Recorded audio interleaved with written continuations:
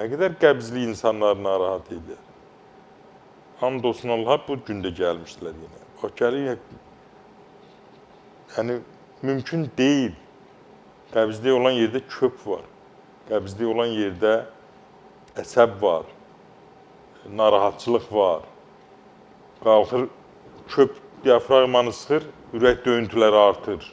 Hətta bəzən aritmiyanın əmələ gəlməsinə, tezləşməsinə səbəb olur. Köp var, həzm pozulub, qaz var. Bəzi adamlar deyir, doktor, utanıram valla, mən cəmiyyətə çıxmağa utanıram. O qədər qaz var mənim qarnımda. Yəni, bunlar hamısı, bu utandırıcı əlamətlər, həm də bunlar şikayətdirlər. Nə etmək lazımdır? Qəbzliyi aradan qaldırmaq üçün mütləq səbəbi tapılmalıdır. Alimlər deyir onu ki, qəbzlikdə hər keçən gün xərçəngə doğru bir addımdır. Bu elə belə deyil, çünki sən o zəhər toksin bədənindən, bağırsağından, qanına, limfana sorulur.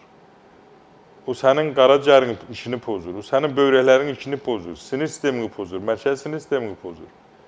Beyin toxumasını zəhərləyir. Ona görə də mütləq mənada ona ciddi yanaşmanızı xahiş edirəm. Və bəs nə etməli? Orada da yenə qəbzliyi aradan qaldırmaq üçün də eyni məsləhətlərdir. Yeriş, hərəkət. Məsələn, oturan adamlarda daha çox olur qəbzlik.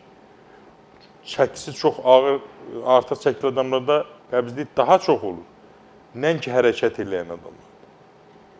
Nəinki normal çəkidə olan adamlar. Çünki ağır çəkili olsa hərəkət eləyə bilmir, biraz da artırır. Ondan başqa, doktor, mən yanmıram, ona görə su içmirəm. Su içən adamlarda xeyli az olur qəbzlik. Nəinki su içməyən adamlarda. Adamlar var, deyir, doktor, mən yanmıram, deyir, su içmirəm.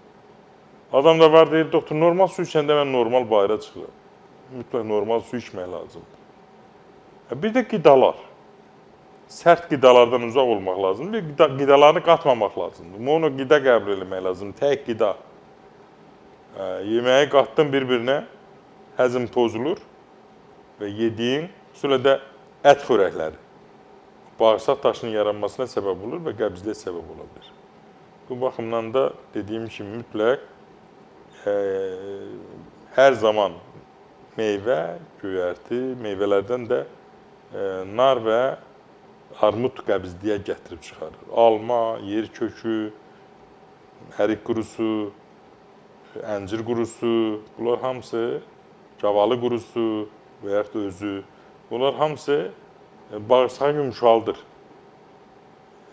və qəbzliyin qarşısını almağa təbii ki, kömək edir.